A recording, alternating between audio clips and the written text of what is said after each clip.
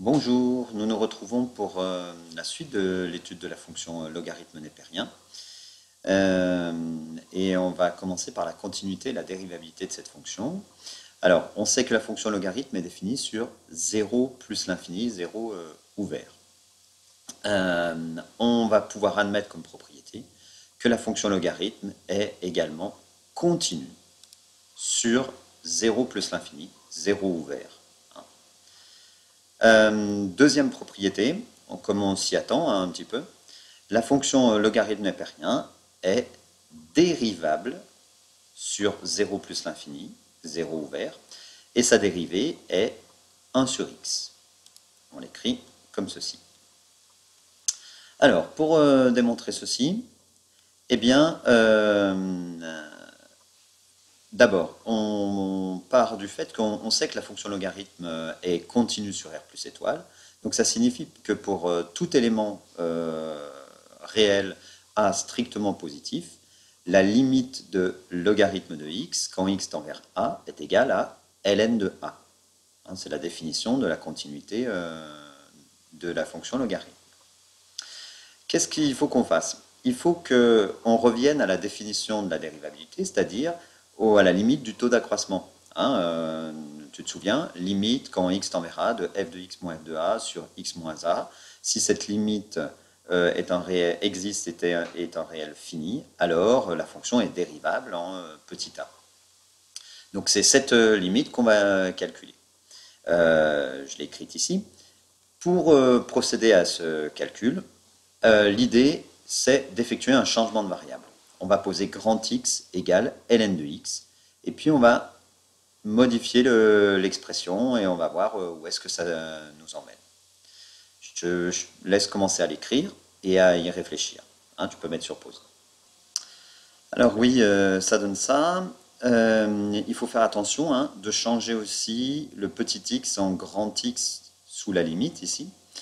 Et puis, effectivement, quand on pose grand X égale à ln de x, ça veut dire que petit x, c'est exponentielle de grand X. Et puis, de même, petit a, c'est exponentielle de logarithme de a. Ça vient des propriétés qu'on a vues juste avant.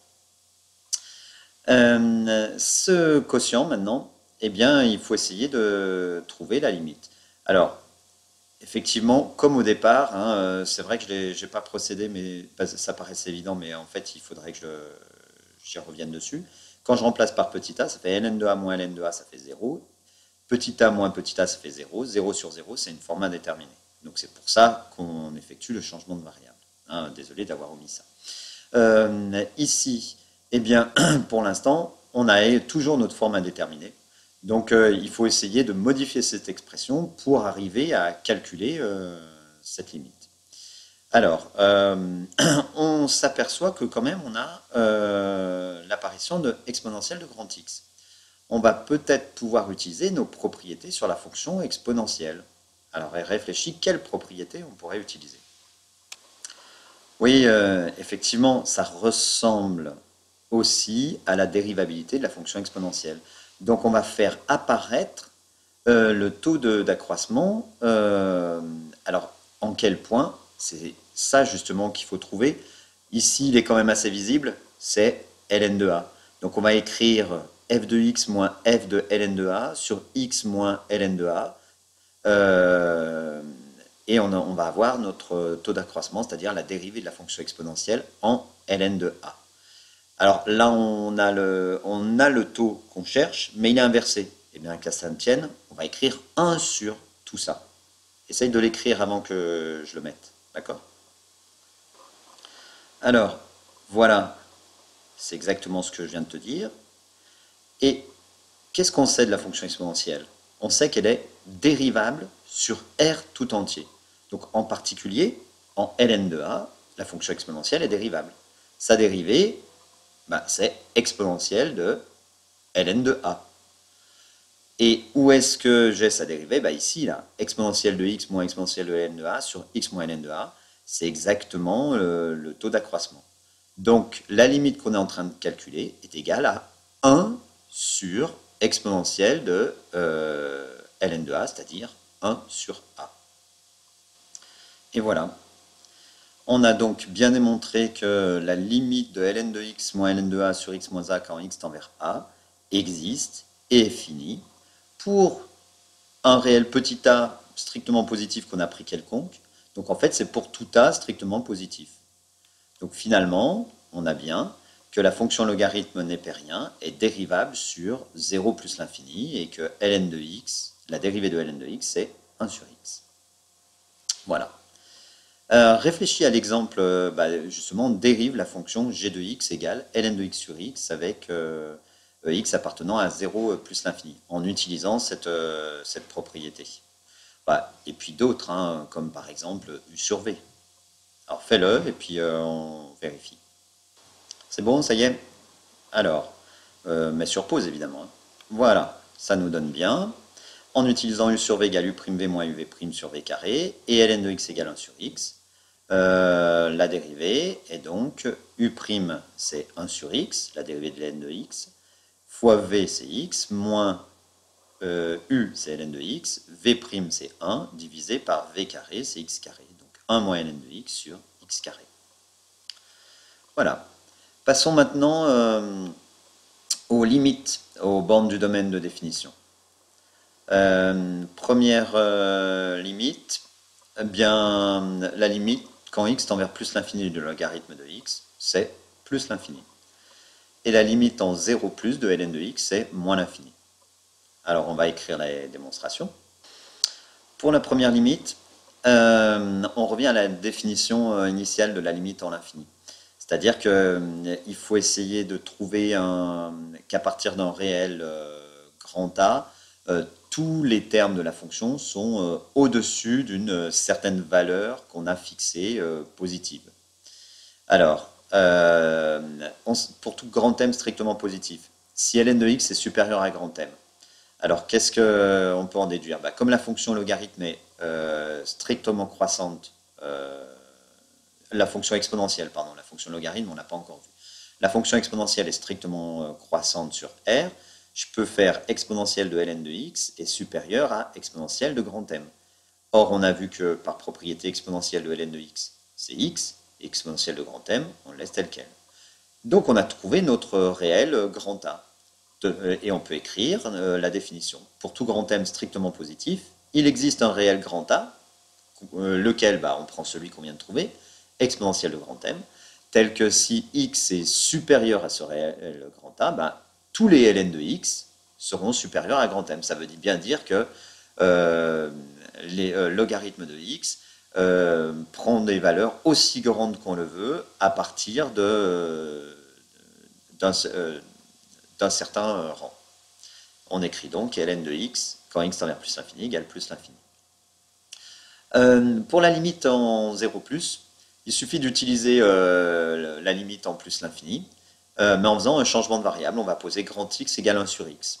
Alors on part de notre limite, limite de ln de x quand x tend vers 0+, on effectue notre changement de variable, ça veut dire que petit x égale 1 sur grand x, ça nous donne quoi? Ça donne que grand x tend vers plus l'infini et non plus vers 0+, et petit x, je remplace par 1 sur grand x.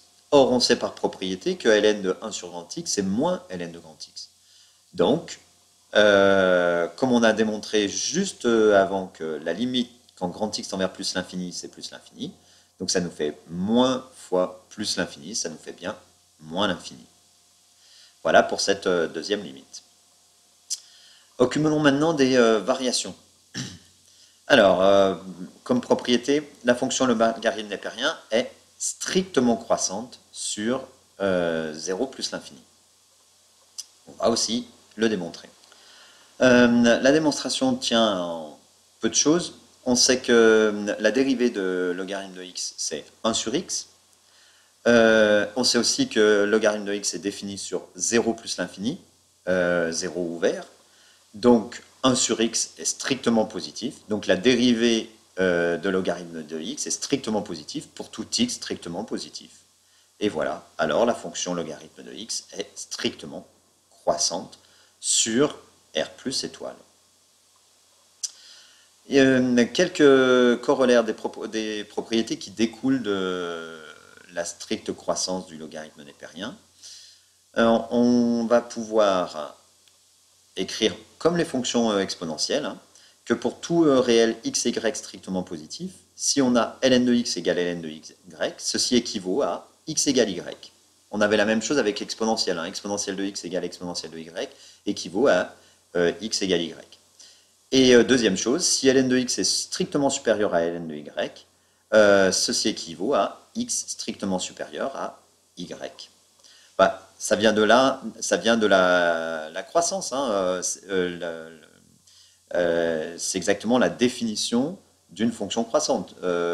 Sur un intervalle grand I, si petit a est supérieur à petit b, et qu'on a f de a supérieur à f de b, alors la fonction est strictement croissante. Alors, on peut le prendre aussi au sens large sur grand I.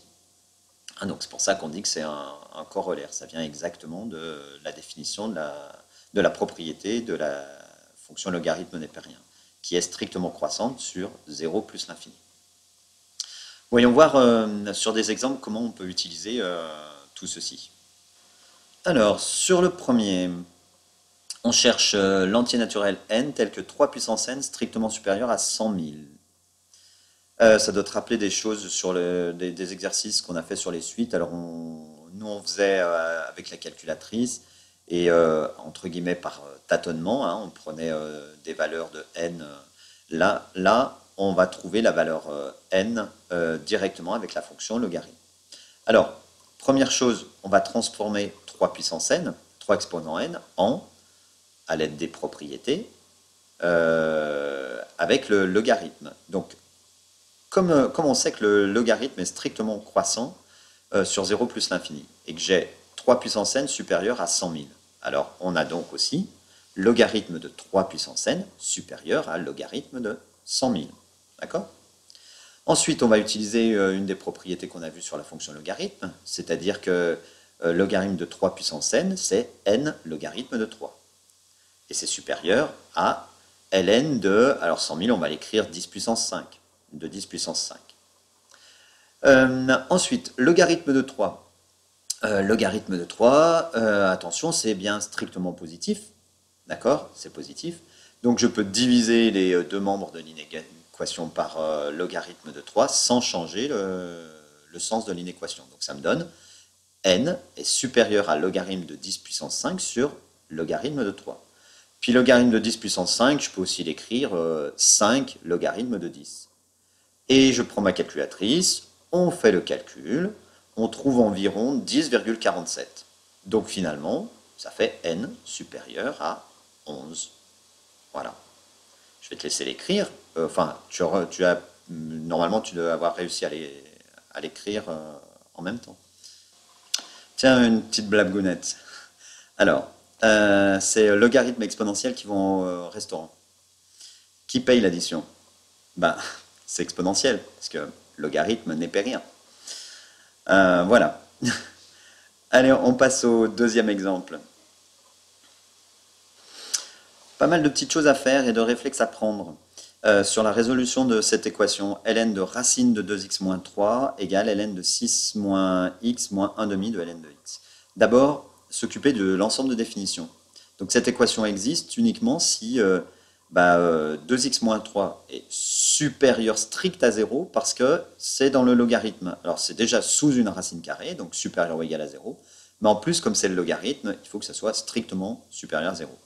Et également 6 moins x supérieur strict à 0 et x strictement supérieur à 0. Donc ça nous fait un système de 3 équations déjà pour trouver uniquement le domaine que tu vas résoudre. Puis après, tu utilises les propriétés sur le logarithme pour tout rassembler et pour enlever la racine carrée et avoir logarithme de quelque chose égale logarithme de autre chose et utiliser la propriété qu'on a vue au-dessus. Je te laisse essayer de l'écrire et puis on vérifie. Voilà, je l'ai mis là. Vérifie, tu dois trouver 3. J'ai mis également 2 autres exemples avec les solutions pour s'entraîner, c'est sur le même principe. Et puis la prochaine fois, sur la prochaine vidéo, on verra le tableau de variation, représentation graphique et puis d'autres limites. Allez, bon courage, à bientôt. Ciao!